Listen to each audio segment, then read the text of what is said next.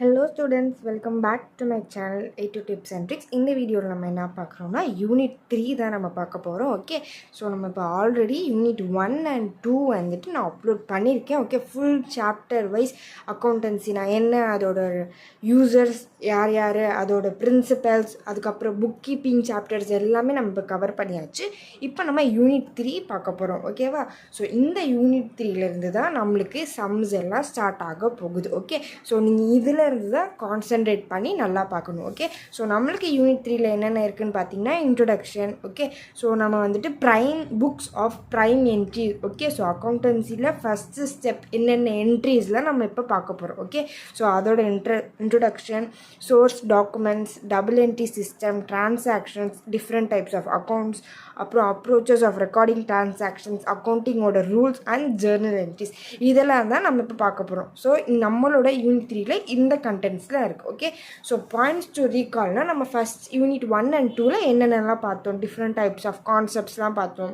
So accountancy பார்த்தோம், book கீப்பிங்லாம் பார்த்தோம். Okay, so நம்ம இப்போ பார்க்க போகிறது சோர்ஸ் டாக்குமெண்ட்ஸ். ஸோ நார்மலாகவே அதோட பேரை வச்சே நீங்கள் கண்டுபிடிக்கலாம். சோர்ஸ் டாக்குமெண்ட்ஸ்னால் என்னென்னா அக்கௌண்டன்சிக்கு தேவையான டாக்குமெண்ட்ஸ் தான் என்னென்னு பார்க்க போகிறோம். Okay, so the source documents are the evidence of the financial transactions. These documents shows the nature of transactions, date, amount, parties involved. Okay, so these documents involve cash receipt, invoice, debit note, credit note, pay in slip, salary, bills, wage bills, check, record slips etcetera. Okay, so நம்மளுக்கு என்ன சொல்கிறாங்கன்னா source documents தான் என்னென்னா financial டிரான்சாக்ஷனுக்கு ஒரு எவிடன்ஸாக use பண்ணுறதுக்கு பேர் தான் source documents. Okay, so different types of source documents என்னென்னு பார்த்தீங்கன்னா cash receipt, invoice, debit note, credit note, pay in slip, salary bills, wage bills, இதெல்லாம் தான் சோர்ஸ் டாக்குமெண்ட்ஸ். ஓகே, ஸோ நம்ம இந்த டாக்குமெண்ட்ஸ் பற்றி ஒரு டாக்குமெண்ட்டை நம்ம இப்போ பார்க்க போகிறோம். ஃபஸ்ட்டு நம்ம இப்போ பார்க்க போகிறது cash receipt and vouchers. Okay, cash receipt and வவுச்சர்னா என்ன அப்படின்னு பார்த்தீங்கன்னா it is a document that shows date, amount, detail of the cash purchase, cash sales or their transactions. Okay, so business persons receive cash receipt for a cash purchase and issue the cash receipts for cash sales. Okay, so cash receipt இல்லாட்டி voucher அப்படின்னா என்னென்னு பார்த்தீங்கன்னா அந்த டாக்குமெண்ட்டில் வந்துட்டு date போட்டிருக்கோம், நீங்கள் எவ்வளோக்கு purchase பண்ணியிருக்கீங்க இல்லை எவ்வளோக்கு சேல் பண்ணியிருக்கீங்கன்னு சொல்லி அந்த அமௌண்ட் போட்டிருக்கோம், அந்த ப்ராடக்ட் பற்றி டீட்டெயில்ஸ் போட்டிருக்கோம். இதுதான் வந்துட்டு கேஷ் ரிசிப்ட். ஓகே, ஸோ அதோட ஃபார்மேட்டே நம்மளுக்கு இருக்குது. ஓகே, ஸோ இதுதான் நம்மளோட ஃபார்மேட். இதெல்லாம் நீங்கள் வந்துட்டு ரொம்ப பார்த்துக்க வேணாம், உங்களுக்கு பேசிக் நாலேஜ்க்காக கேஷ் ரிசிப்ட்னா என்ன, அது எப்படி இருக்கும் அப்படிங்கிறதுக்கு தான். ஓகே, ஸோ இது வந்துட்டு என்ன கேஷ் ரிசிப்ட்னா நம்ம என்ன ப்ராடக்ட் வாங்கியிருக்கோம், அந்த ப்ராடக்டோட டீட்டெயில்ஸ், என்றைக்கு நீங்கள் வாங்கியிருக்கீங்க, அந்த டேட்ஸு, அப்புறம் அந்த அமௌண்ட்லாம் இருக்கும். ஓகே, ஸோ அதுதான் cash receipt. Okay, so next source document பார்த்தீங்கன்னா இன்வாய்ஸ். ஓகே, ஸோ நம்ம கேஷ் ரெசிப்ட் பார்த்தோம், இது வந்துட்டு invoice is use for credit purchase and credit sales. Okay, so cash receipt வந்துட்டு கேஷ் டிரான்சாக்ஷன்ஸ், இன்வாய்ஸ் வந்துட்டு credit purchase and credit sales, அதாவது credit transactions மட்டும். Okay, so இதுலேயும் உங்களுக்கு டேட்டு, அமௌண்ட்டு, டீட்டெயில்ஸ்லாம் கொடுத்துருப்பாங்க. ஓகே, ஸோ இன்வாய்ஸ் வந்துட்டு 3 காப்பி ப்ரிப்பேர் பண்ணுவாங்க. ஒரு காப்பி பர்ச்சேசர், இன்னொரு காப்பி வந்துட்டு குட்ஸ் ஃபார் செக்கிங், அந்த குட்ஸோடய வச்சுருவாங்க, தேர்ட் காப்பி வந்துட்டு செல்லருக்கு. ஓகே, ஸோ இன்வாய்ஸ் வந்துட்டு கிரெடிட் டிரான்சாக்ஷன்ஸ் மட்டும்தான் அதில் இருக்கும். இன்வாய்ஸ் வந்துட்டு 3 காப்பி ப்ரிப்பேர் பண்ணுவாங்க, ஒன்று பர்ச்சேசர், ஒன்று வாங்குறவங்கள்ட்ட ஒரு காப்பி, அதுக்கப்புறம் அந்த செல்லர்கிட்ட ஒரு காப்பி இருக்கும், அப்புறம் ஒரு குட்ஸ் கொடுக்குறாங்களே அந்த குட்ஸ்லேயும் நம்மளுக்கு வந்துட்டு அந்த இன்வாய்ஸ் காப்பீஸ் இருக்கும். ஓகே, ஸோ இன்வாய்ஸ் வந்துட்டு கிரெடிட் டிரான்சாக்ஷன்ஸ், நம்மளோட இன்வாய்ஸ் வந்துட்டு இந்த ஃபார்மேட்டில் தான் இருக்கும். ஓகே, ஸோ நீங்கள் ஃபார்மேட்டில் சும்மா ஒரு கிளான்ஸ் பார்த்துக்கலாம். ஓகே, ஸோ நெக்ஸ்ட் பார்த்தீங்கன்னா debit note. Okay, so a buyer may return the goods to the seller in various situations such as when goods are defective, damaged goods do not meet the specifications, etc. When goods are returned by a buyer, the buyer prepares a debit note and sends it to the seller. It contains details such as description of goods, quantity, values, 2 copy prepared, 1 seller, okay, and the buyer, and it is document issued by the buyer starting the amount owned by the seller. Okay, a debit note is also called as debit memo. So debit நோட்னா என்னன்னா இந்த debit note seller, இப்போது நீங்கள் வந்துட்டு ஒரு product வாங்குறீங்க, okay. So அமேசான்லேருந்து நீங்கள் ஏதாவது ஒரு ப்ராடக்ட் வாங்குனீங்க, அந்த ப்ராடக்ட் வந்துட்டு ஏதாச்சும் ஒரு டேமேஜ் ஆகிடுச்சு, இல்லாட்டி ஏதாவது ஒரு டிஃபெக்டிவாக இருக்குது, நீங்கள் கேட்ட ப்ராடக்ட் அங்கே கொடுக்கல அப்படிங்கிறப்போ நீங்கள் வந்துட்டு ஒரு டெபிட் நோட் க்ரியேட் பண்ணுவீங்க. ஸோ நீங்கள் வந்துட்டு ஒரு நோட் க்ரியேட் பண்ணுவீங்க. நீங்கள் அதாவது பையர் க்ரியேட் பண்ணி அந்த நோட்டை வந்துட்டு செல்லருக்கு அனுப்புவாங்க. ஸோ அதுதான் வந்துட்டு debit note. Okay. So debit நோட்னால் பையர் வந்துட்டு செல்லருக்கு அனுப்புவாங்க. எதுக்குன்னா return the goods. Okay. So அந்த குட் வந்துட்டு டிஃபெக்டிவாக இருக்கலாம், டேமேஜாக இருக்கலாம், நீங்கள் கேட்ட ஸ்பெசிஃபிகேஷன்ஸில் எல்லாமே இருக்கலாம். ஓகேவா? So okay. So a debit note is also called as debit memo. Okay. So debit note na a buyer return the goods. A buyer may return the goods to the seller in various situations. அந்த situationல debit note prepare பண்ணுவாங்க. Okay. So next பார்த்திங்கன்னா credit note. Credit note நம்ம debit note என்ன பார்த்தோம், buyer வந்துட்டு prepare பண்ணுவாங்க. Credit note வந்துட்டு டெபிட் நோட்டுக்கு அப்படியே ஆப்போசிட் செல்லர் வந்து ப்ரிப்பேர் பண்ணுவாங்க. Okay. So who receives backs from his customer the goods sold contents details such as description of goods, quantity returned and also their value. It is a document sent by the seller to the buyer. Okay. So நம்ம அதில் என்ன பார்த்தோம், buyer to seller, credit note வந்துட்டு seller to buyer. Okay. So இதுதான் credit note is also called as credit memo, நம்மளோட கிரெடிட்டோட format. Okay. So next pay in slip.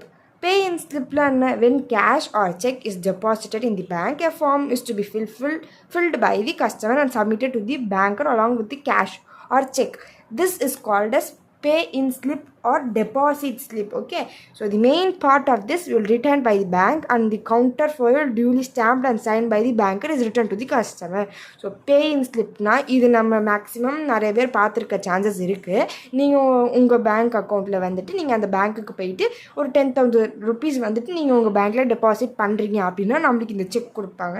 அதாவது இந்த ஃபார்ம் மாதிரி நம்மளுக்கு கொடுப்பாங்க. இந்த ஃபார்மில் நீங்கள் வந்துட்டு எல்லா டீட்டெயில்ஸ் ஃபில் பண்ணி நீங்கள் அங்கே இருக்கிற மேனேஜர்ஸ்ட்டை கொடுத்தீங்கன்னா இந்த ஃபார்மை வச்சு உங்களோட கேஷை வந்துட்டு பேங்க்கில் போடுவாங்க. ஸோ இது வந்துட்டு பே இன் ஸ்லிப். இதுக்கு தான் பே இன் ஸ்லிப்னு அர்த்தம். ஓகே. ஸோ இதோட format. Okay. So next check. நம்மளுக்கு செக் எப்படி இருக்குன்னு தெரியும், நம்ம எதுக்கு செக் யூஸ் பண்ணுவாங்கன்னு தெரியும். Okay.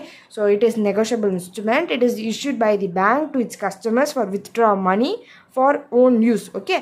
So for or making payments to the others. So நம்மளுக்கு செக் வந்துட்டு பேங்க் தான் நம்மள்கிட்ட கொடுக்குது. ஓகே. ஸோ நம்ம அந்த செக்கை வச்சு நம்மளோட பர்சனல் யூஸ்க்கு யூஸ் பண்ணிக்கலாம். இல்லாட்டி நீங்கள் வேறு யாருக்காச்சும் மணி கொடுக்கணும் அப்படின்னா நீங்கள் அந்த செக்கில் எழுதி உங்களோட செக் கொடுத்துக்கலாம். ஓகே. ஸோ இதுதான் வந்துட்டு செக். ஓகே. நம்மளுக்கு செக்ஸோட ஃபார்மேட்ஸ் எல்லாம் தெரியும். ஓகே. ஸோ நம்ம வந்துட்டு ஒரு 6 sources ஆஃப் டாக்குமெண்ட்ஸ் பார்த்தோம். ஃபஸ்ட்டு டாக்குமெண்ட் என்னது, கிரெடிட் ரிசிப்ட், கேஷ் ரிசிப்ட் அப்படின்னா கேஷ் ட்ரான்சாக்ஷன்ஸ் எல்லாமே வரும். ஓகே. ஸோ இன்வாய்ஸ் பார்த்தீங்கன்னா கிரெடிட் ட்ரான்சாக்ஷன்ஸ் எல்லாமே வரும். 3 காப்பி ப்ரிப்பேர் பண்ணுவாங்க. ஒன்று செல்லர், நெக்ஸ்ட் வந்துட்டு பர்ச்சேசர், அப்புறம் செல்லர், பையர், செல்லர், அப்புறம் குட்ஸ், அந்த 3 copy. Okay. So debit note எதுக்கு, பையர் வந்துட்டு செல்லருக்கு கொடுப்பாங்க debit note. Okay. So credit note பார்த்தீங்கன்னா செல்லர் வந்துட்டு பையர்கிட்ட கொடுப்பாங்க. பே இன் ஸ்லிப் எப்போ யூஸ் பண்ணுவோம், நம்ம பேங்க் அக்கௌண்ட்டில் போய் நம்ம காசை டெபாசிட் பண்ணுறப்போ நம்ம கொடுக்க போகிற ஸ்லிப் தான் பே இன் ஸ்லிப். செக் எதுக்கு யூஸ் பண்ணுவோம், பேங்க் நம்மக்கிட்ட செக் புக் கொடுத்துருவாங்க. அந்த செக்கை வச்சு நம்மளோட பர்சனல் யூஸ்க்கு யூஸ் பண்ணிக்கலாம். இல்லாட்டி நீங்கள் வேறு ஏதாவது பர்சன்ஸ்க்கு மணி கொடுக்குறப்போ அந்த செக்கை யூஸ் பண்ணிக்கலாம். ஓகேவா? ஸோ நம்ம சோர்ஸஸ் ஆஃப் டாக்குமெண்ட்ஸ் முடிச்சாச்சு. நெக்ஸ்ட் டாபிக் என்னன்னு பார்த்தீங்கன்னா double entry system. Okay. So double entry system ஒரு பேசிக் கான்செப்ட் என்னென்னா டெபிட் அண்ட் கிரெடிட் ரெண்டுமே இருக்கும். காசு நம்ம கொடுக்க வேண்டியதாகவும் இருக்கும், நம்ம வாங்க வேண்டியதும் இருக்கும். ஸோ இந்த 2 கான்செப்ட் தான் double entry system. Okay. So double entry சிஸ்டமோட டெஃபினிஷன்ஸ் பார்த்தலாம் டேரெக்டாக. Every transactions involve money or money's worth has 2-fold aspects. The receiving value on the one hand and giving the same value on the other.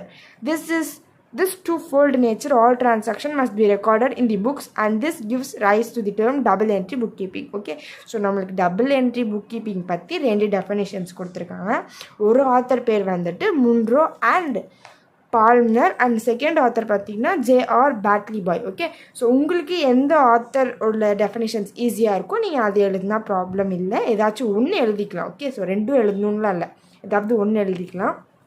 So first definitions ஈஸியாக இருக்குது. So என்னன்னு பார்த்தீங்கன்னா every transactions involve money or money worth. ஓகேவா? So எல்லா டிரான்சாக்ஷனுமே மணி based தான் நடக்குது. Okay, so அந்த டிரான்சாக்ஷன்ஸில் பார்த்திங்கன்னா நம்மளுக்கு ஒன் ஹேண்டில் நம்ம வந்துட்டு மணி ரிசீவ் பண்ணுவோம், ஆன் தி அதர் ஹேண்ட் நம்ம வந்துட்டு மணி கிவ் பண்ணுவோம். ஸோ அந்த மணி ரிசீவிங் அண்ட் கிவிங் அந்த 2 கான்செப்ட் தான் டபுள் என்ட்ரி சிஸ்டம். ஓகேவா, ஸோ இதுதான் double entry சிஸ்டமோட basic concept.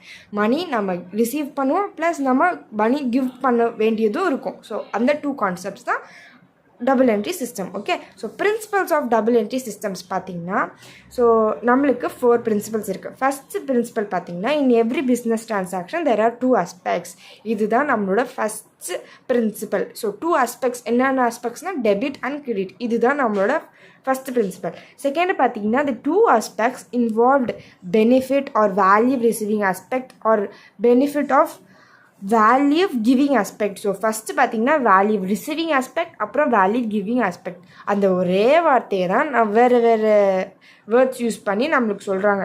First பார்த்திங்கன்னா 2 aspects டெபிட் அண்ட் கிரெடிட். ரெண்டாவது பார்த்திங்கன்னா value receiving aspect, value giving aspect. Okay, so third பார்த்திங்கன்னா these 2 aspects involve minimum 2 accounts, at least 1 debit at least 1 credit. ஒரு debit இல்லாட்டி ஒரு credit ஆச்சு இருக்கும் அப்படிங்கிறாங்க. ஸோ ஃபோர்த் ஒன் பார்த்திங்கன்னா for every debit there is corresponding equivalent credit. If one account is debited the other account must be credited. Okay, so எல்லா டெபிட்டுக்கும் corresponding credit அக்கௌண்ட்டும் இருக்கும் அப்படிங்கிறாங்க. அதே மாதிரி டெபிட்டும் கிரெடிட்டும் ஈக்குவலாக இருக்கும் அப்படின்றாங்க. ஓகேவா, so next advantages of double entry சிஸ்டமில் பார்த்தீங்கன்னா நம்மளுக்கு ஒரு 4 அட்வான்டேஜஸ் இருக்குது. ஃபர்ஸ்ட் அட்வான்டேஜஸ் பார்த்தீங்கன்னா அக்யூரசி. இந்த system the 2 aspects of each transactions are recorded in the book. This helps in checking the accuracy in the accounting. Okay, so நம்ம 2 aspects of transactionsம் நம்ம ஒரு புக் ஆஃப் அக்கௌண்ட்ஸில் என்ட்ரி பண்ணுறோம். அதனால் இது வந்துட்டு நம்மளோட பிஸ்னஸில் அக்கௌண்ட்ஸில் அக்யூரஸியாக நம்மளுக்கு யூஸ்ஃபுல்லாக இருக்குது அப்படின்னா. அக்யூரசி மீனிங் என்னது? கரெக்டாக தெளிவான ஒரு விஷயம். ஓகே, ஸோ நம்மளுக்கு டபுள் என்ட்ரி சிஸ்டம் வந்துட்டு நம்மளுக்கு accuracy in accounts. Okay, so அக்கௌண்டிங்கில் நம்மளுக்கு அக்யூரஸியாக இருக்குது அப்படிங்கிறாங்க ஃபஸ்ட்டு அட்வான்டேஜ்.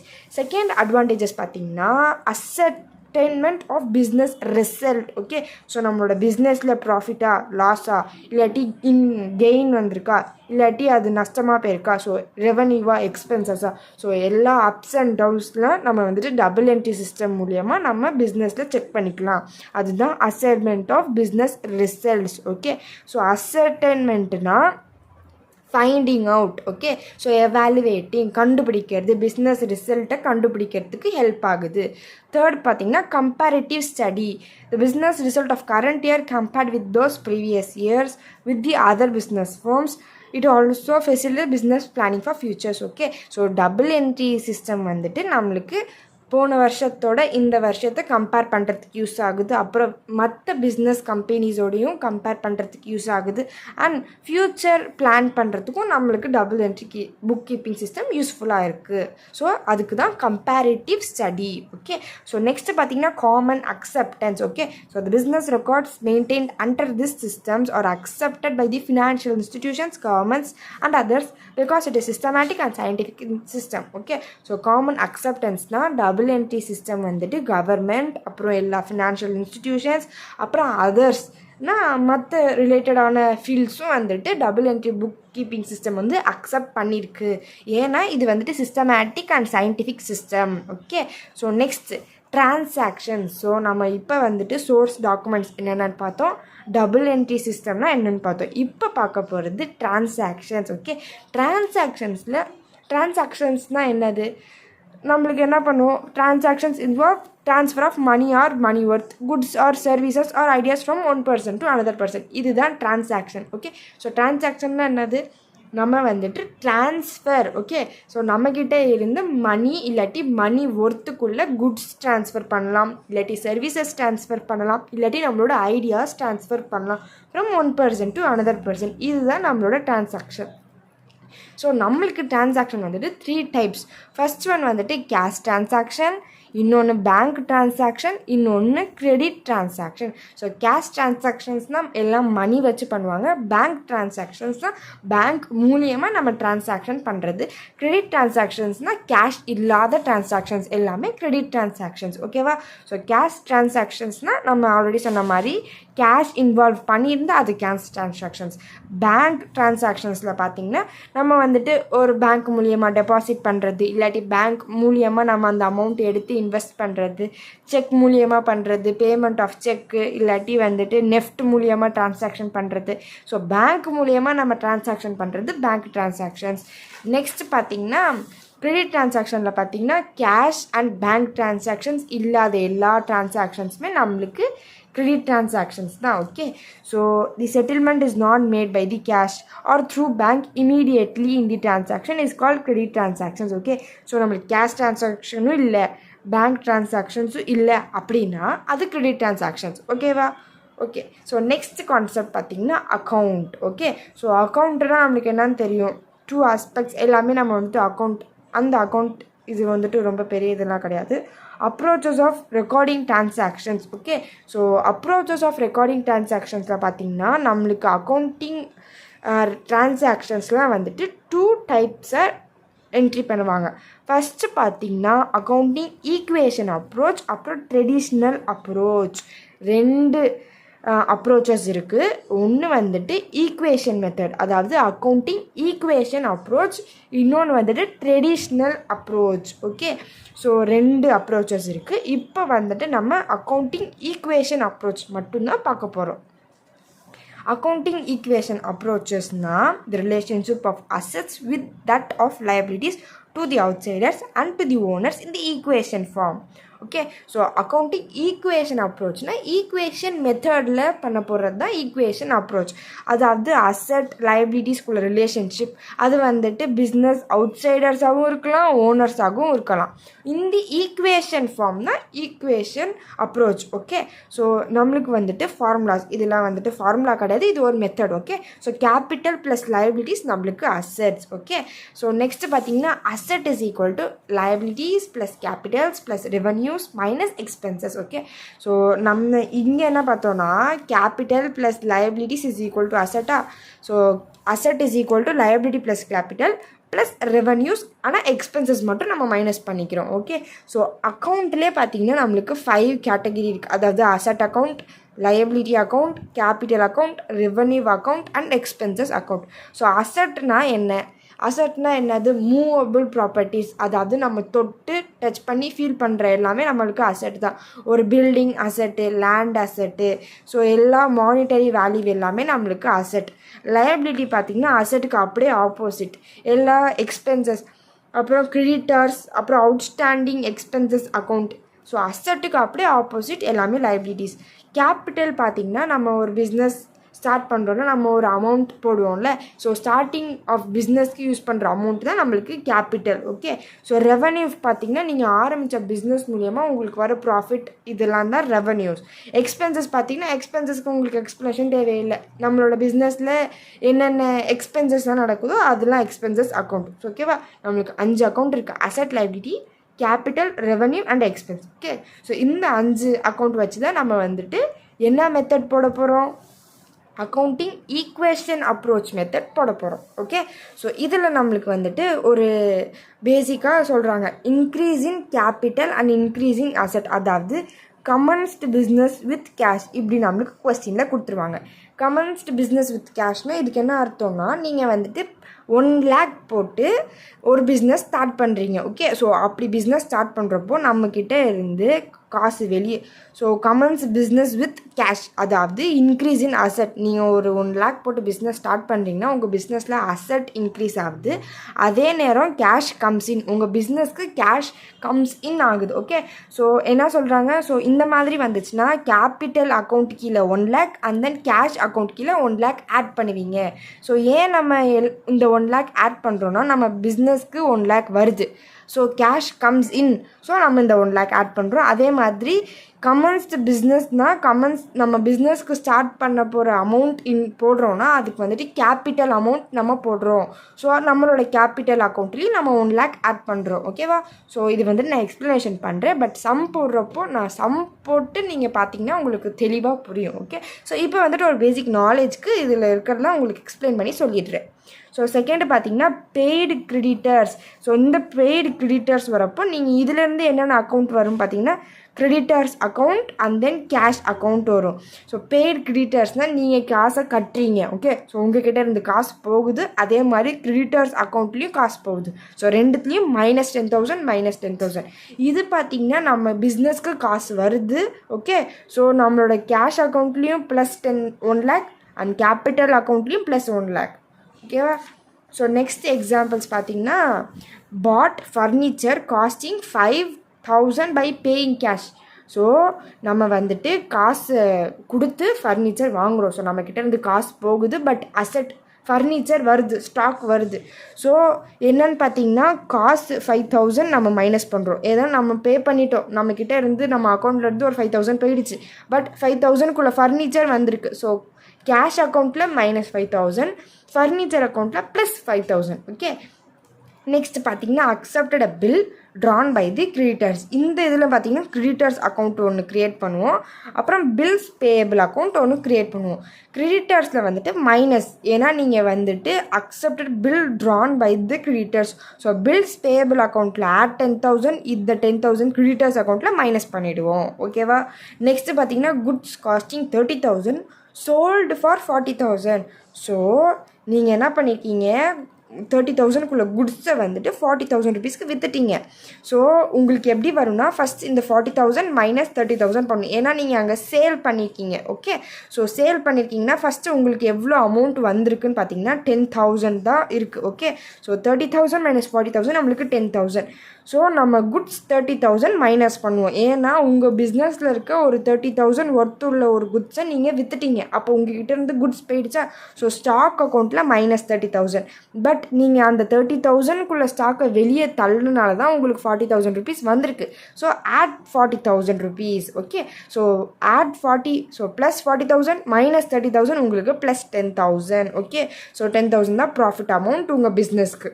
ஸோ இதுதான் வந்துட்டு பேசிக் கான்செப்ட். இதை வச்சு தான் நம்ம வந்துட்டு இல்லுஸ்ட்ரேஷன் சம்ஸ், இதை வச்சு தான் நம்ம வந்துட்டு என்ன approach method, equation approach, accounting equation approach method போட போகிறோம். ஓகே, ஸோ நான் சம்ஸ் எல்லாம் வந்துட்டு தனியாக இல்லுஸ்ட்ரேஷன் சம்ஸ்ன்னு சொல்லி எக்ஸ்பிளைன் பண்ணி போடுறேன். இப்போ நம்ம வெறும் தியரி மட்டும் நம்ம பார்த்துருக்கோம். ஓகே, ஸோ ட்ரெடிஷ்னல் அப்ரோச் மெத்தடுக்கு போயிடலாம். ஓகே, ஸோ நம்ம வந்துட்டு சம்ஸ்லாம் நான் வந்துட்டு நெக்ஸ்ட் வீடியோவில் தனியாக அப்லோட் பண்ணுறேன், ஏன்னா நிறைய பேர் வந்துட்டு இது வந்துட்டு ஃபுல் எக்ஸ்ப்ளனேஷன் வீடியோனால ஸ்கிப் பண்ணிட்டு போயிடுவீங்க. ஸோ நான் இல்லுஸ்ட்ரேஷன் சம் தனியாக எக்ஸ்பிளைன் பண்ணி போடுறேன். ஓகே, ஸோ ட்ரெடிஷ்னல் அப்ரோச் மெத்தடில் பார்த்தீங்கன்னா under this approach twofold debit and credit in each transactions are recorded by the journal by the double entry system. Okay, so நம்மளுக்கு வந்துட்டு ட்ரெடிஷ்னல் அப்ரோச் மெத்தடில் 2 account இருக்குது, personal account, impersonal account. Okay, so நம்ம அந்த accounting equation மெத்தடில் பார்த்திங்கன்னா நம்மளுக்கு வந்துட்டு 5 டைப்ஸ் ஆஃப் அக்கௌண்ட் இருக்கும். என்னென்னு பார்த்தோம், asset, liability, capital, revenue and expenses. இதில் பார்த்தீங்கன்னா உங்களுக்கு 2 அக்கௌண்ட், பர்சனல் அப்புறம் இம்பர்சனல். பர்சனலில் பார்த்தீங்கன்னா 3 டைப் ஆஃப் அக்கௌண்ட் இருக்குது. Okay, so accounting related to பர்சன்னா personal account. Okay, so which do not affect the பர்சன்னா இம்பர்சனல் அக்கௌண்ட். ஃபஸ்ட்டு பர்சனல்னால் என்ன, இம்பர்சனல்னால் என்னன்னு நம்மளுக்கு தெரியணும். பர்சனல்னால் என்னது, related to person. Okay, so human beings ரிலேட்டடாக இருந்துச்சுன்னா அது personal. Human beings which does not affect பர்சனை அஃபெக்ட் பண்ணாத அக்கௌண்ட்டில் இம்பர்சனல் அக்கௌண்ட். ஓகே, ஸோ பர்சனலில் 3 இருக்குது. ஸோ நேச்சுரல் பர்சன் ஹியூமன் பீயிங்ஸ்னால் அதெல்லாம் வந்துட்டு natural person account. Artificial personal account other than persons, other than human beings recognised by law as person. They include business concern, charitable institution, example bank account, bell account. ஓகேவா? So person ரிலேட்டடாக தான் இருக்குது. ஆனால் இதை வந்துட்டு இப்போ ஏதாவது ஒரு நேம் கொடுத்து ஒரு பர்சனை டேரெக்டாக வினோத், மாலினி அப்படின்னு சொல்லியிருந்தால் அது நேச்சுரல் அக்கௌண்ட். பர்சனோட நேம் இல்லாமல் அவங்களோட பேங்க் அக்கௌண்ட், அவங்களோட பெல் அக்கௌண்ட், அந்த மாதிரி அக்கௌண்ட் ரிலேட்டடாக வர்றதுன்னா artificial personal account. Representative personal account பார்த்திங்கன்னா represent persons, natural and artificial or group of persons. Example, outstanding salaries account, prepaid rent account, when expenses are outstanding and it is payable to a person.